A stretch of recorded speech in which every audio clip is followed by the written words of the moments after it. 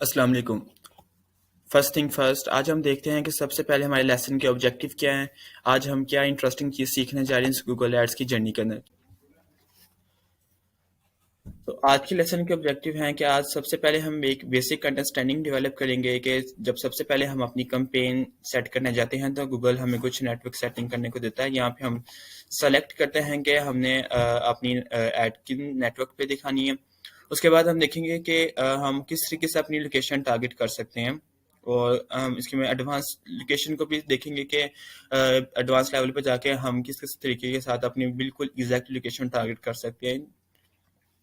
चलिए, तो सबसे पहले हम अपने गूगल एड डैशबोर्ड में जाते हैं। तो लास्ट लेक्चर में हम सेट कर चुके थे कि हमने सबसे पहले डिसाइड किया कि हमारे गोल्स क्या हैं।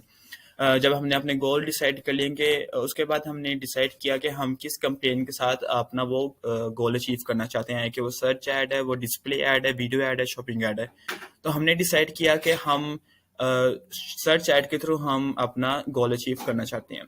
तो हमने अपना गोल और अपनी कैंपेन टाइप चूज कर ली। अब उसके बाद जो हमारे पास नेक्स्ट ऑप्शन आती है कि हम अपना कैंपेन नेम डिसाइड करें। इसमें कोई हार्ड एंड फास्ट रूल नहीं कि आपने एग्जैक्ट ये कॉपी करना है।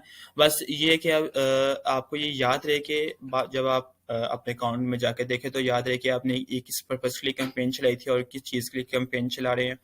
तो बेसिकली जब मैं कैंपेन नेम रखता हूँ तो फॉर एग्जांपल मैं किसी कैटेगरी के लिए चला रहा हूँ, तो उसकी कैटेगरी के लिए फॉर एग्जांपल मैं फर्नीचर की कैटेगरी के लिए ऐड चला रहा हूँ। तो मैंने फर्नीचर नेम रख दिया। साथ में किस कंट्री को मैं टारगेट कर रहा हूँ, लेट्स सपोज यूएसए में कर रहा हूँ।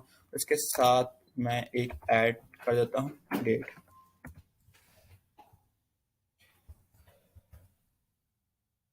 तो बेसिक पर्पस यही है कि आपको याद रहे कि आपने कंपेन किस लिए क्रिएट की थी और इसमें कौन कौन सी आपने सेटिंग की थी। तो मुझे पता चल गया कि ये मैंने जो ये वाली कंपेन क्रिएट की, अब मैं जब भी अपने एडवर्ड्स के डैशबोर्ड में जाऊंगा उसमें अपनी कंपेन की लिस्ट देखूंगा। अभी स्टार्ट है तो अभी तो आपको ये लग रहा होगा कि जो मर्जी नेम रख दो, लेकिन इन द फ्यूचर जाके जब आपके पास 20-30 कंपेन्स की लिस्ट आपके सामने आई होगी तो आपके लिए ये आइडेंटिफाई करना मुश्किल हो जाता है कि आपने ये वाली कंपेन किस पर्पज के लिए चलाई थी। तो नेमिंग कन्वेंशन को आप मद्देनजर रखें। तो अब मुझे पता चल जाएगा कि ये मैंने फर्नीचर की कैटेगरी के लिए कंपेन चलाई थी और मेरी टारगेट कंट्री जो थी वो यूएसए थी, और मैंने जो इसको चलाई थी मैंने 1 दिसंबर को मैंने चलाई थी। कंपेन नेम सेट करने के बाद जो हमारे पास नेक्स्ट चीज़ आती है वो नेटवर्क, जिसको आज हम इन डिटेल डिस्कस करेंगे कि ये सर्च नेटवर्क और डिस्प्ले नेटवर्क क्या है। तो बाय डिफॉल्ट गूगल ने हमें इन दोनों को सिलेक्ट करने की रिकमेंडेशन दे रहा है कि आप इसे सिलेक्ट करें। हम यहाँ पे रुकें 1 मिनट के लिए, सोचें कि गूगल हमें क्यों कह रहा है कि आप इसको इंक्लूड करें। देखिए, eight the end of the day आप अकेले नहीं जो बिजनेस कर रहे हैं, गूगल भी बिजनेस कर रहा है। वो किस तरीके से बिजनेस कर रहा है, वो चाहता है कि आप ज़्यादा से ज़्यादा आपकी एड दिखाए। वो उसको कोई कंसर्न नहीं है कि वो चाहे टारगेट ऑडियंस को दिखा रहा है या नहीं दिखा रहा है। ये आप पे डिपेंड करता है कि आप उसे किस तरीके से उसको लगाम डालते हैं, किस तरीके उसको कमांड देते हैं कि मेरी एड इनको दिखानी, इनको नहीं दिखानी। तो टोटली ये आपके हैंड में कि आप इसको किस तरीके के साथ ऑप्टिमाइज करते हैं और किस तरीके से अपनी ऐड को प्रॉफिटेबल बनाते हैं। आपने ये नहीं कहना कि अगर ये गूगल रिकमेंडेशन दे रहा तो गूगल ने रिकमेंडेशन दे दी तो बिल्कुल सही बात होगी, ऑथेंटिक होगी। आपने अपनी स्ट्रेटेजी को मद्देनजर रखते हुए अपनी तरफ देख के फिर आपने स्ट्रेटेजीज को और मुख्तलिफ ऑप्शन को चूज करना। तो हम देखते हैं कि किसको हमने ऐड करना है, किसको नहीं करना। सबसे पहले हम देखते हैं डिस्प्ले नेटवर्क। डिस्प्ले नेटवर्क में वो तमाम वेबसाइट्स इंक्लूड होती हैं जिन्होंने अपना एडसेंस अप्रूव कराया होता है। इनमें मोस्टली आ जाती हैं ब्लॉगिंग वेबसाइट जो ब्लॉग लिखते हैं। उस पर जब एक अच्छी ट्रैफिक आती है तो वो एडसेंस के लिए एलिजिबल हो जाती हैं। तो उन पर एडसेंस अप्रूव हो जाता है तो उनके ऊपर गूगल अपनी एड शो करता है, और जितनी बार एड शो होती है उसके हिसाब से उनको जितनी बिट पे की होती है एक ऐड के लिए, उसमें से कुछ परसेंटेज उस ब्लॉग पोस्ट के ओनर को दे देता है डिस्प्ले नेटवर्क। तो अगर जैसे हमने अपने लास्ट वीडियो में हमने डिसाइड किया कि हमारा जो मेन गोल है वो सेल्स लेके आना है, तो हम बेसिकली डिस्प्ले नेटवर्क को इन दैट केस हम एक्सक्लूड कर देंगे। अगेन वही बात आगे, इसमें कोई राइट और रॉन्ग चीज़ नहीं है, ये टोटली डिपेंड करता है कि आपकी मार्केटिंग स्ट्रेटेजी क्या है। फॉर एग्जाम्पल अगर आप चाह रहे हैं बिल्कुल आपने कोई नई प्रोडक्ट लॉन्च की है और इससे पहले लोग उसको नहीं सर्च करेंगे, कोई सर्च वॉल्यूम नहीं है, तो ऑफ कोर्स आप इसकी पहले ब्रांड अवेयरनेस क्रिएट करेंगे, लोगों को बताएंगे कि ये एक नई प्रोडक्ट आई है, इसके ये बेनिफिट्स नहीं है। तो आप कैसे करेंगे? अगर आप खाली सर्च नेटवर्क कर देंगे कि खाली मेरी ऐड गूगल के सर्च इंजन पे दिखानी है, इसके अलावा कोई और नहीं दिखानी, हम बेसिकली हमसे इनडायरेक्ट गूगल क्या बता रहे हैं कि अगर कोई मेरी प्रोडक्ट को टाइप करे तो मेरी ये वाली प्रोडक्ट दिखा देना, लेकिन आपकी प्रोडक्ट है ही न्यू, कोई इसको ऑलरेडी सर्च ही नहीं कर रहा, तो सर्च ही नहीं करेगा तो आपकी ऐड शो ही नहीं होगी। तो इसके इस सिलसिले में हम क्या करते हैं, हम डिस्प्ले नेटवर्क को इंक्लूड कर देते हैं। जैसे ये क्या होता है कि जब भी कोई यूजर कोई आर्टिकल पढ़ होता है, कोई न्यूज़ पढ़ होता है, तो उसके ऊपर हमारी ऐड पॉपअप होना स्टार्ट हो जाती हैं। तो ब्रांड अवेयरनेस के लिए ये कैंपेन डिस्प्ले नेटवर्क को इंक्लूड करना ज़रूरी हो जाता है। तो अगर हमारा गोल सेल्स लेना है, ठीक है, तो डिस्प्ले नेटवर्क अच्छा नहीं है। आप इस पे फॉर एग्जांपल हम आप अपने आप को रख के सोचें, जब आप कोई यूट्यूब पे कोई वीडियो देख रहे हैं या लेट्स सपोज कोई आप आर्टिकल पढ़ रहे हैं, तो आपके सामने एकदम से एक ऐड पॉपअप होता है आपकी स्क्रीन के ऊपर, तो आप सबसे पहले किस ऑप्शन को चूज करते हैं? ऑफ कोर्स आप बिल्कुल राइट टॉप पे जाके एक क्रॉस का बटन होता है, आप उसको प्रेस करते हैं ताकि ये ऐड खत्म हो और मैं जो अपनी एक्टिविटी कर रहा हूँ वो करूँ जाके। Same is the case here.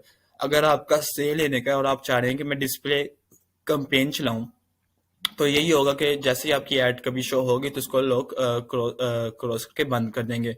इससे इंप्रेशन तो पड़े होते लेकिन सीटीआर नहीं आता, लोग क्लिक नहीं कर रहे होते, आपकी वेबसाइट पे नहीं आते, जिसकी वजह से आपका क्लिक थ्रू रेट कम हो जाता है। आपका क्लिक थ्रू रेट कम होता है। क्लिक थ्रू रेट को डिफाइन कर दूं कि जितनी मरतबा आपकी एड शो होती है और उनमें से कितनी मरतबा लोगों ने उस पर क्लिक किया, उसका क्लिक थ्रू रेट होता है।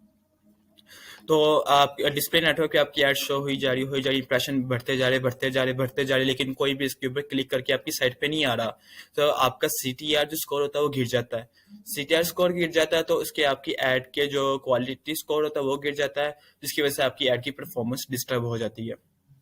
सो इन दैट केस अगर हमारा गोल सेल्स लेना है, तो हम इसको एक्सक्लूड कर देंगे। तो अब दूसरे हैं हमारे पास नेटवर्क आता है सर्च नेटवर्क। तो इसको हम डिटेल देखते हैं कि सर्च नेटवर्क है क्या, इसको अब हमें करना चाहिए इंक्लूड या नहीं करना चाहिए।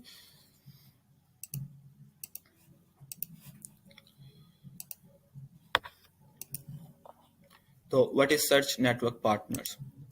तो सर्च नेटवर्क बेसिकली ये वो साइट्स होती हैं जो गूगल की प्रॉपर्टी नहीं होती, गूगल इनको ऑन नहीं कर होता, लेकिन ये फिर भी उनके पार्टनर्स होती हैं, गूगल इनके ऊपर अपनी एड शो कर सकता है। फॉर एग्जांपल कि यूट्यूब हो गया, सीएनएन हो गया, गूगल मैप्स हो गया, अबाउट.com हो गया, और इससे बेतहाशा सी वेबसाइट है जो के सर्च नेटवर्क के अंदर आती है। अब ये क्यों सर्च नेटवर्क में आ रही है? क्योंकि इसके अंदर सर्च करने की एक ऑप्शन होती है। फॉर एग्जाम्पल आप यूट्यूब पे जाते हैं तो आपको सर्च करने की ऑप्शन मिलती है, आप यहाँ पे कीवर्ड टाइप कर सकते हैं। इसी तरह हम गूगल मैप्स पे जाते हैं, अबाउट.com पे जाते हैं, अमेजोन पे जाते हैं, इन सब पे आप जाते हैं तो आपको एक सर्च फंक्शनैलिटी, सर्च करने की ऑप्शन होती है, आप वहाँ पे जाके कोई क्यूरी टाइप कर सकते हैं। तो इसलिए ये सर्च नेटवर्क की निस्बत से इसको इस वाली कैटेगरी में ऐड कर दिया गया सर्च नेटवर्क के अंदर। और ये कोई इसकी ऑफिशियल लिस्ट नहीं, अगर आप गूगल पर जाके टाइप करेंगे the list of all search network partner, तो आपके सामने कोई खास रिजल्ट नहीं आएंगे। ये कोई ऑफिशियल लिस्ट नहीं इसकी होती है, और ये लिस्ट रोजाना की बेसिस पे चेंज होती रहती है। रोजाना कोई नया पार्टनर ऐड हो जाता है, कोई पहले वाला चले जाता है, तो चलता रहता है।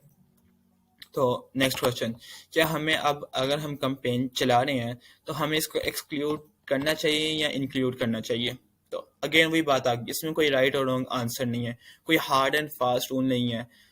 मार्केटिंग करना कोई ये नहीं कि हमने ये बात कह दी तो ये पत्थर पे लकीर होगी। आपने जब भी हमने मार्केटिंग करनी तो इस ऑप्शन को हमने इंक्लूड करना या इस ऑप्शन को हमने एक्सक्लूड करना, ये टोटली डिपेंड करता है आपकी मार्केटिंग स्ट्रेटेजी पे। तो हम इसको डिस्कस कर लेते हैं कि इसको इंक्लूड करने से क्या बेनिफिट होगा और एक्सक्लूड करने से क्या है। तो तो बेसिकली जो सर्च नेटवर्क पार्टनर्स होते हैं, तो हम नहीं ट्राई कर सकते हैं कि हमारी ऐड कहाँ पे शो हो रही है। अगर हमने खाली कह दिया कि खाली हमारे सर्च नेटवर्क गूगल के अपने सर्च नेटवर्क पे शो करनी जो कि गूगल है, सिर्फ हमारी ऐड वहाँ पे शो हो, तो हम ट्राई कर सकते हैं कि हमारी ज़रूरी है कि वो बस वहाँ पे शो हुई होगी कि जब कोई टाइप करेगा तो हमारे सर्च इंजन रिजल्ट पेजेस सामने आते हैं, हमारी ऐड वहाँ पे शो हुई होगी। लेकिन अगर हम इसको पार्टनर साइट को भी ऐड कर दें, तो हमें नहीं पता कि अब हमारी ऐड यूट्यूब पे शो हो रही है, CNN पे शो हो रही है या about.com पे शो हो रही है, तो हम इसको ट्रैक नहीं कर सकते। और इसके साथ दूसरा पॉइंट ये कि अब इसको इंक्लूड करते हैं तो बहुत कम इसके ऊपर ऑडियंस होती है, ऑडियंस होगी लेकिन इसके ऊपर क्लिक थ्रू रेट बहुत कम होगा। फॉर एग्जांपल अगर आपकी ऐड यूट्यूब पे शो हो रही है और आपका गोल ये है कि आपने सेल्स लेके आनी है, तो जब आपको ऐड शो होती है यूट्यूब की वीडियो के दौरान, तो आप सबसे पहले क्या करते हैं, आप स्किप कर देते हैं। यही होता है, आप क्लिक नहीं करते तो आपका CTR स्कोर गिर जाता है। क्यों? यूट्यूब और ये गूगल मैप्स वगैरह पे तो ज़्यादातर लोग परचेज करने की इंटेंट से नहीं होते, बस इंफॉर्मेशन लेने के लिए, इंटरटेनमेंट पर्पज़ के लिए होते हैं। तो बेस्ट यही रहता है कि इनके ऊपर हम अपनी डिस्प्ले कैंपेन चलाएं और एक अवेयरनेस क्रिएट करने के लिए लोग इस पे हमारी साइट पे आए या ना आए, बस उनके सामने हमारा एक ब्रांड नेम सामने आ जाए और हमारी सर्विस आ जाए, तो उनके दिमाग के अंदर वो चीज़ एक नक्श हो जाती है कि हाँ, एक वेबसाइट है जो कि ये चीज़ इन द फ्यूचर कभी उनको ज़रूरत पड़े तो उनको याद आ जाए कि हाँ, कि एक साइट मैंने देखी थी, उसका ये नाम था और वो ये चीज़ सेल करती हैं। तो अगर आप बिल्कुल स्टार्टिंग में, तो एक रिकमेंडेशन हम ऐड कर लेते हैं, अगर आप बिल्कुल स्टार्टिंग में आपके पास इतना बजट नहीं है मार्केटिंग के लिए, तो रिकमेंडेड है कि आप इसको ऐड ना करें। आप बिल्कुल लिमिटेड रह के अपने बिल्कुल गूगल के ऊपर ऐड चलाएं। लेकिन अगर आपके पास ज़्यादा बजट है और इन द फ्यूचर अगर आपने स्टार्टिंग में इसको एक्सक्लूड कर दिया है और अब इस लेवल पे कंपेन आ चुकी है, अब आप इसको नेक्स्ट लेवल पे बड़ा बिग लेवल पे कंपेन को लेके जाना चाहते हैं, तो आप सर्च पार्टनर्स को भी इंक्लूड करें, डिस्प्ले नेटवर्क को भी इंक्लूड करें, ताकि आपकी कंपेन की रीच बढ़े, ज़्यादा से ज़्यादा लोग इसको देखें और आपकी साइट के साथ इंटरेक्ट करें और आपकी ब्रांड अवेयरनेस क्रिएट हो। तो इस केस के लिए हम इन दोनों को एक्सक्लूड कर देते हैं। हम सोच लेते हैं कि हमारा मार्केटिंग बजट कम है, हम बिल्कुल स्टार्ट करें, हमें नहीं पता कि कंपनी अभी क्या रिजल्ट देगी, तो हम इन दोनों को भी एक्सक्लूड कर दिया। उसके बाद हमारे पास ऑप्शन आ जाती है स्टार्ट एंड एंड डेट। तो प्रीटी सिंपल है, नाम से पता चला है कि आपने कैंपेन कब स्टार्ट करनी है। अगर आपने अभी स्टार्ट करनी है तो ये फर्स्ट डेट हो जाएगी। आपने स्केड्यूल करना चाहते हैं, फॉर एग्जांपल अगर आप चाहते हैं कि नेक्स्ट मंडे का, तो आप यहाँ से 6 दिसंबर सेलेक्ट कर देंगे। तो जैसे ही 6 दिसंबर आएगा तो ये कैंपेन ऑटोमेटिकली स्टार्ट हो जाएगी। और एंड डेट में अगर आप चाहते हैं कि नहीं, एंड डेट नहीं है, ये कंटिन्यूसली मेरी ऐड शो होती रहे, तो आप यहाँ पे नन सेलेक्ट कर दें और आपकी कैंपेन विदाउट एनी एंड होने के ये चलती रहेगी जब तक आप इसको खुद पॉज नहीं कर देते या रिमूव नहीं कर देते। अगर आप चाहते हैं कि बस मेरी कोई स्पेसिफिक टाइम पीरियड है, फॉर एग्जांपल कोई आपकी सीजनल प्रोडक्ट है या कोई आपने कंपेन चलाई है जो कि फॉर एग्जांपल ये साइबर वीक आ गई यानी क्रिसमस सेल के लिए आपने कंपेन चलाई हुई है, तो आप यहाँ से कर सकते हैं कि बस 25 दिसंबर तक मेरी कंपेन चले कर दे। अगर ये नहीं है तो आप सीधा नन सेलेक्ट कर लें और कंपेन पे आगे करते हैं। तो अब यहाँ पे नेक्स्ट ऑप्शन आती है कंपेन यूआरएल ऑप्शन। तो ये एडवांस फीचर है और आप इसको बहुत ही रेयर 99% चांसेस हैं कि आप इसको कभी भी यूज़ नहीं करेंगे। बेसिकली इसका ये पर्पज़ इसलिए कि अगर आप कोई थर्ड पार्टी टूल यूज़ कर रहे हैं, कोई सेल्स फॉर्म CRM कोई है, तो आपने उसके ऊपर अपनी ट्रैकिंग देखना चाहते हैं, तो वहाँ से आप यूआरएल लेके इसको लगा देते हैं और ट्रैक कर सकते हैं। तो बेसिकली आपको कभी भी आई एम श्योर के 99% केसेस में आपको इसकी ज़रूरत नहीं होगी। जो भी आपका काम होगा वो आप गूगल एड्स की ट्रैकिंग के थ्रू ही इसको ट्राई कर सकते हैं। तो इसको हम ऑप्शन वैसे भी ऑप्शन है तो उसको हम छोड़ देते हैं। और डायनेमिक सर्च एड सेटिंग, तो ये इसको हम आने वाले लेक्चर्स में हम इन डिटेल डिस्कस करेंगे। तो अभी बस ओवरव्यू दे देता हूँ।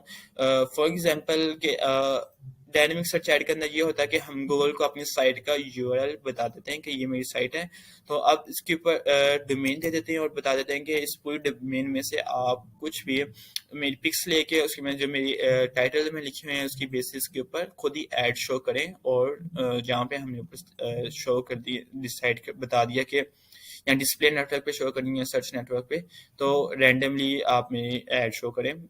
और फिर गूगल खुद ही एड्स बनाता है, खुद ही इमेजेस आपकी साइट्स में से फेच करता है और यूआरएल लिख के और डिफरेंट ऐड की वेरिएशन क्रिएट करके शो करता है। तो इसको भी अभी हम नेक्स्ट लेक्चर में देखेंगे, इसको भी हम स्किप करते हैं। तो नेक्स्ट ऑप्शन आती है ऐड स्केड्यूल की। कि आप किस दिन ऐड दिखाना चाहते हैं। फॉर एग्जांपल अगर आप ऑल डे दिखाना चाहते हैं 12 बजे से लेकर 12 बजे तक 24/7, तो सिंपली ऑल डे सेलेक्ट कर दें। यहाँ आप दिखाना चाहते हैं कि मेरी ऐड मंडे को शो हो और फिर अल्टरनेटिव डेज पे मंडे को शो, फिर वेडनेसडे को शो, इस तरीके से आप दिखाना चाहते हैं तो आप ये भी आपके पास ऑप्शन होती है। मंडे को किस टाइम से लेके किस टाइम तक, वेडनेसडे को किस टाइम से लेके किस time, totally depending upon your business के, आपका बिजनेस क्या है। लेट्स सपोज कि अगर आप कोई फिजिकल स्टोर है या कोई आपकी फिजिकल लोकेशन है जहाँ पे आप अपने बिजनेस के लिए रन करना चाह रहे हैं और आप सुबह 9 बजे से लेके 5 बजे तक अपने बस अवेलेबल होते, उसके बाद आप अवेलेबल नहीं होते, तो आप यहाँ से सिंपली ऑल डे करेंगे और यहाँ से 9 बजे से लेके 9 बजे से लेके और जब 5 बजे तक जो भी टाइम बनता है वहाँ पे आप सेलेक्ट कर दें तो आपकी ऐड शो हो जाएगी। और उसके बाद जब टाइम पूरा हो जाएगा तो आपकी ऐड पॉज हो जाएगी और फिर नेक्स्ट डे 9 बजे फिर आपकी ऐड स्टार्ट हो जाएगी और eight the end of the day और फिर पॉज हो जाएगी। उसके बाद हमारे पास जो नेक्स्ट ऑप्शन हमने चूज करनी होती है वो है लोकेशन।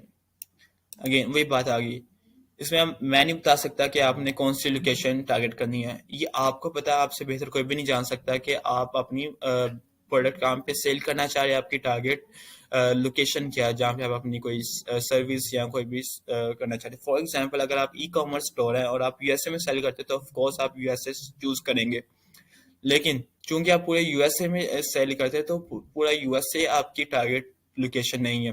हो सकता है कि न्यूयॉर्क के अंदर आपके पास एवरेज सीपीसी जो है बिडिंग प्राइस है वहाँ पे कंपटीशन कम हो और आपको कम पैसे देने पड़े एक क्लिक के लिए।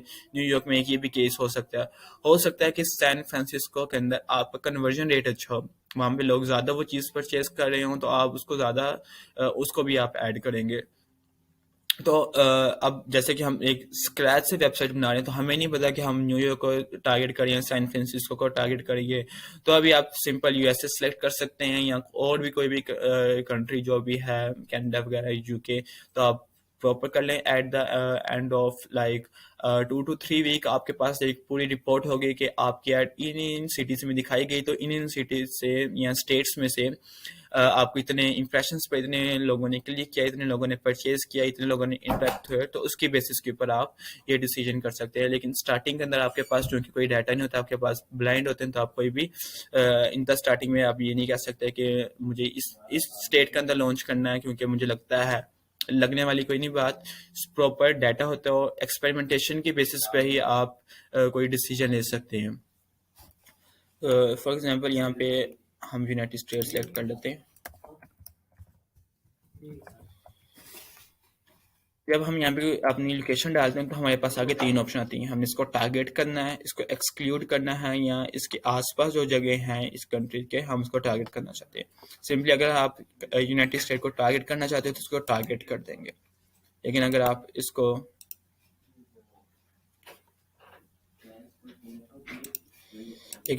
अगर एक्सक्लूड करना चाहते हैं तो यहाँ पे सिंपली एक्सक्लूड कर देंगे, तो ये आपकी ऐड यूनाइटेड स्टेट के अंदर शो नहीं होगी। अगर आप चाहते हैं कि यूनाइटेड स्टेट के आसपास जो जगह है उसके अंदर ऐड शो करानी है तो ये ऑप्शन दे देता है कि टेक्सास में या हवाई के अंदर, अब हवाई को आपने टारगेट करना है या एक्सक्लूड करना है तो इसके अंदर ये ऑप्शन आ जाती है। फॉर एग्जाम्पल अभी हम कर लेते हैं कि मैं पूरा यूनाइटेड स्टेट टारगेट करना चाहता हूँ, तो ये पूरा यूनाइटेड स्टेट हो गया।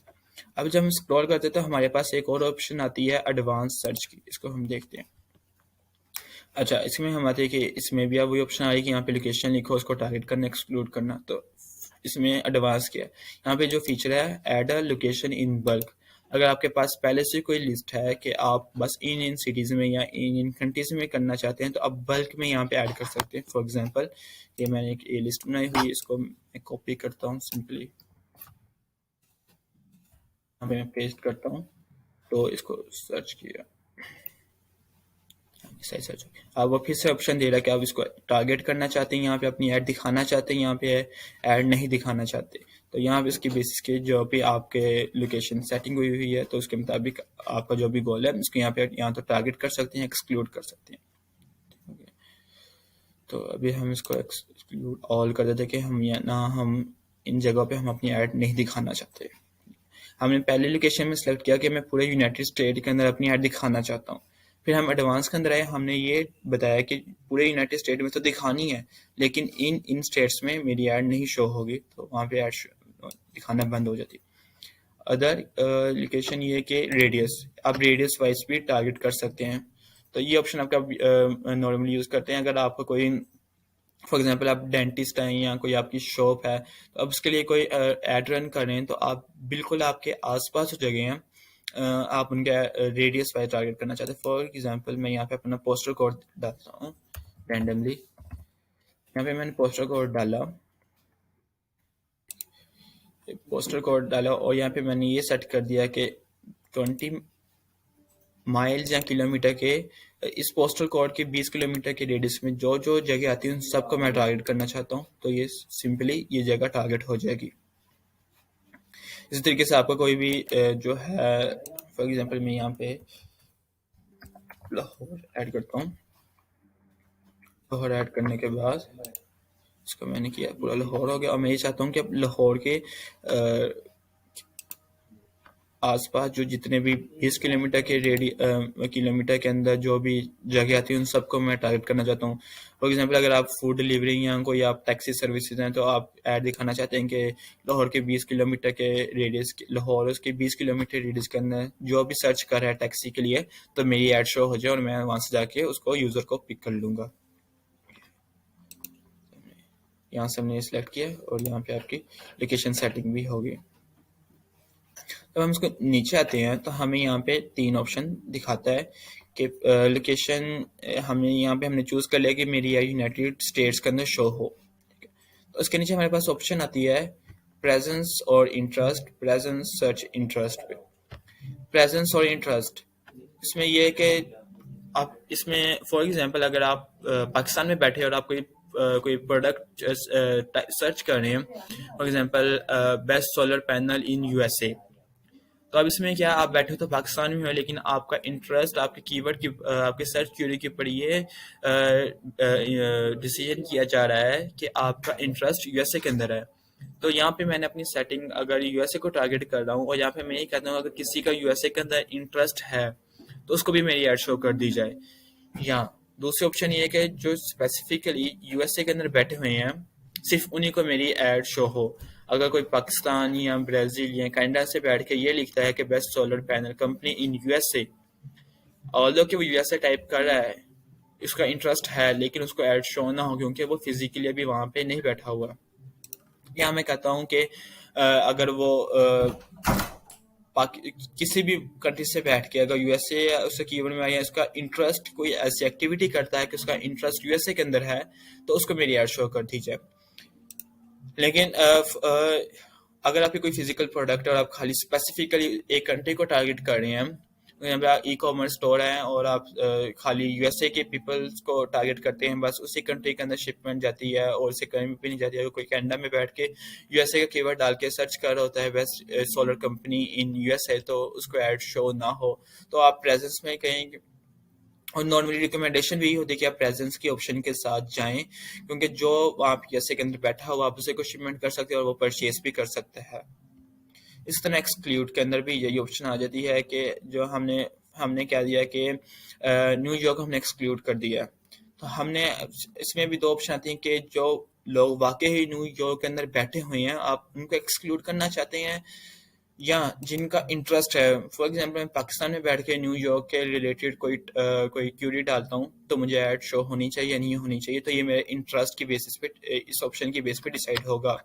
अगर मैं कहता हूँ खाली न्यूयॉर्क के अंदर जो लोग बैठे हुए हैं उसको मेरी ऐड ना शो हो, तो हम प्रेजेंस में जाएंगे। अगर मैं ये चाहता हूँ कि जो न्यूयॉर्क के अंदर भी हैं उनको भी ऐड शो ना हो, अगर कोई किसी दूसरे मुल्क में बैठ के किसी और लोकेशन से न्यूयॉर्क से रिलेटेड कोई सर्च कर रहा है तो उसको भी मेरी ऐड शो ना हो, तो हम देखते हैं कि हम प्रेजेंस और इंटरेस्ट दोनों को यहाँ से हम चूज कर लेते हैं। उसके बाद ऑप्शन आती है लैंग्वेजेस की।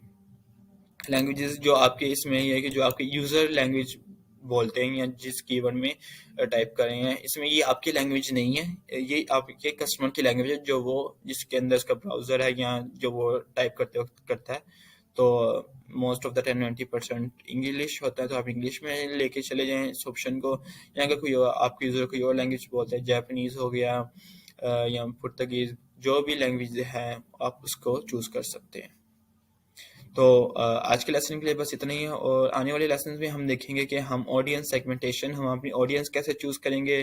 फिर हम देखेंगे कि हमने अपनी बजट और बिडिंग स्ट्रेटजी कौन सी करें, चूज़ करें जो कि बेस्ट कंपेटिबल रहेंगे हमारी कंपेन के गोल के मुताबिक। उसके बाद हम देखेंगे एड एक्सटेंशंस क्या आती हैं। तो अभी बहुत कुछ इंटरेस्टिंग अभी चीज़ें सीखने वाली पड़ी हुई हैं, तो हम ऐसा ऐसा करके नॉलेज कंज्यूम करने की कोशिश करते हैं, ताकि हम इसका पर्पज़ ये नहीं कि नॉलेज बस फेंक दिया जाए, हम इसको ऑब्जर्व भी करना है, उसको अपने पर्पज़ के लिए यूज़ भी करना है।